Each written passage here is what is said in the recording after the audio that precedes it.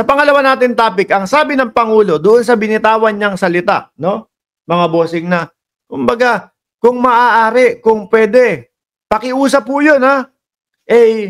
Wag nang sampahan o wag nang i-impeach ang Vice Presidente. Ito po. Ayan si Pangulong Bongbong Marcos sa mga Ito, mga boss. Pakinggan nun natin tong balita na to. Hindi payag si Pangulong Bongbong Marcos sa mga usapin ng pagpapa-impeach kay Vice President Sara Duterte. Hindi daw payag. Yun po, mga kababayan, una po nating nakita doon po sa vlog ni Katunying. At hindi po natin sinabi, wala tayong sinabi na fake news yun. Sabi ko nga po, no? Wala namang magagawa ang presidente. Magkahiwalay naman po ang kanilang mga power. Magkahiwalay naman po ang kanilang mga opisina. Opisina siya, sa presidente siya.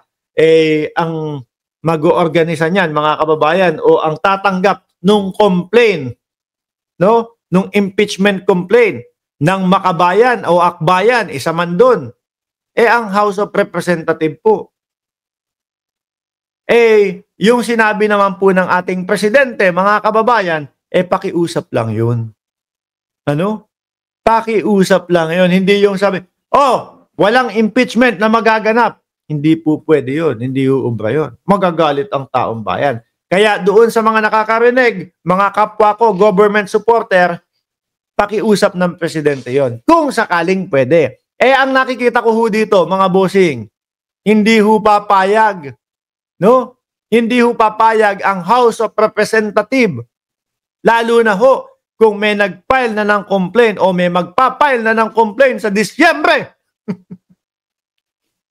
Sabi nga po December daw, bago matapos ang taon, ipa-file na daw po ang impeachment complaint laban po kay Vice Presidente Inday Sara Duterte. Sabi ni Lourdes de Leon, di nakasalanan ng presidente yan kung sino mag-impeach dahil may karapatan sila mag-file ng impeachment. Correct ko. Sabi ni Sir Odi Linon, opinion ni presidente yon, ni PBBM yon, Sir Mark. Pero ang dating sa akin niya, political strategy.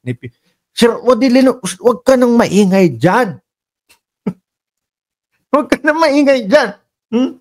Ako din hindi din ako naniniwala dyan Tuloy. None of this will help improve a single Filipino life. As far as naman din, sorry po, Pangulo, ha? Sorry talaga, Pangulo. Ngayon lang po talaga ako medyo hindi maniniwala sa inyo. No? Yung sa hindi impeachment. Bakit niya po kasi pinulong si Martin Romualdez at si Chis Escudero? No. Ako po naniniwala, pinag-usapan niyo po doon, Pangulo. Pasensya na po, Ako po talaga naniniwala, Pangulo, pinag-usapan niyo doon, kung paano mapapatatag yung impeachment. Kaya wag kayong magalit sa Pangulo. Naku, si PBBM naman, hinaharangan pa yung impeachment. Wag kayong magalit doon, mga kababayan. Basahin niyo lang po yung mga galaw-galaw nila. Maiintindihan niyo po, mga bossing. Sabi ni Ferds, Sara is not important. Insult for Sara. Yun nga po, Sabi, Storm, sabi ng Pangulo doon? will help improve a single Filipino life. As far as I'm concerned, it's a storm in a teacup. Ayan, storm in a teacup lang daw po. Huwag tayong magalit doon sa wala namang mga kwenta daw ho, mga kababayan. Di ba? Yung mga walang kwentang tao, yung mga hindi na nakakatulong sa problema ng bansa, hayaan na lang daw po natin. Pero Pangulo, talagang mapapakamot ako sa ulo. No? Ang hirap pong paniwalaan Kasi meron po kaming nakikita na sinasabi nga doon sa balita na pag-uusap daw po ng ating Pangulo at ni Martin Romualdez at ni Chis Escudero ay dahil daw po sa budget. Pero talagang, kayo po, mga kababayan, yung meeting po na yon, ano sa tingin ninyo, mga bossing? Budget lang po ang pinag-usapan doon? Or, kapag kami, sorry, no? Or kapag kami naghain ng impeachment complaint sa Congress at pumasa sa Congress, ready na din ang Senado. Naniniwala kayo doon sa sinasabi ko? Kasi ganun yung pinapaniwalaan ko, ganun yung pakiramdam ko ho, mga kababayan. Although sabihin man po natin, mga bossing, no, na hindi mo dapat sinasabi yan, Mark, kasi iisipin na si Pangulo kasama doon sa nagpapa-impeach o gustong ma-impeach ang ating Vice Presidente. Pasensya na po, no? Yun po talaga ang nararamdaman ko doon sa usapan na yon. Kaya kumbaga, opinion lang naman po natin. Pwedeng mali, pwedeng tama. Tuloy.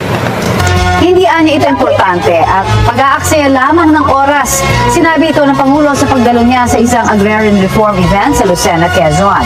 Kinumpirma rin ni Pangulong Marcos siya nga ang nagpadala ng kumalat na text message na tungkol sa hindi Kumpirmado nga mga kababayan. Kaya naman yung vlog natin kaninang umaga, sabi natin, di ba, walang magagawa din ang Pangulo. Kung sinasabi niya, wag nang pag-aksayahan yan. Wala pa din hong magagawa, mga bossing. kasi ho, Congress pa din ang tatanggap dyan. At sa nakikita ko ho sa Congress, dahil mulat na mulat po sila doon sa mga hearing, doon po sa mga resource person, kung ano po talaga yung mga nangyari, imposible pong hindi pumasa sa Congress, mga bossing. Kung dati ho, ang sinasabi nila, si dating Pangulo, ano daw ang sabi nila sa dating Pangulo? Grandmaster? Parang palyado na yung pagiging Grandmaster ng dating Pangulong Duterte, no? Dahil kung makikita ho natin kung saan-saan na ho napunta sila, mga bossing. Sir Mark, ngiti ka na lang. Common sense lang yan, sabi ni Mirna Coralba. Kita nyo, ang daming naniniwala sa sinasabi ko. Pasensya na po ulit. Pangulong Bongbong Marcos, no? Yun po yung pakiramdam ko talaga, no? Hindi, kasi kayo po, mga kababayan, alam natin presidente. Alam natin, kumbaga talagang hinahayaan o gusto ng Pangulo na sila yung magdesisyon. Pero doon sa mga nakikita natin na mga ginagawa nila, doon sa mga nakikita natin, mga bossing, na pagtatago nila at ayaw mga sagutin yung mga katanungan sa kanila, siguro kahit Pangulo ka, Diyos ko naman ito mga ito, sasagutin na nga lang, ayaw pang sumagot. Malaman ko din kung anong katotohanan. Di ba? Siyempre, bilang Pilipino, bilang isang tao, mga boss, mapapaano din ang Pangulo. Impeach nyo na nga yan. Ayaw mga magsisagot. Karapatan naman ng taong bayan. Karapatan naman ng taong bayan na malaman kung saan napupunta yung pondo nila. Di ba? Uy, mga supporter ng Pangulo, wag na kayong maingay, ha? Hayaan nyo silang mahilo dyan. Hayaan natin silang mahilo. Asar, talo kayo. PBBM, akala kaya nyong takutin. Siya, no way boy. Ano daw? Hindi ko mag-gets.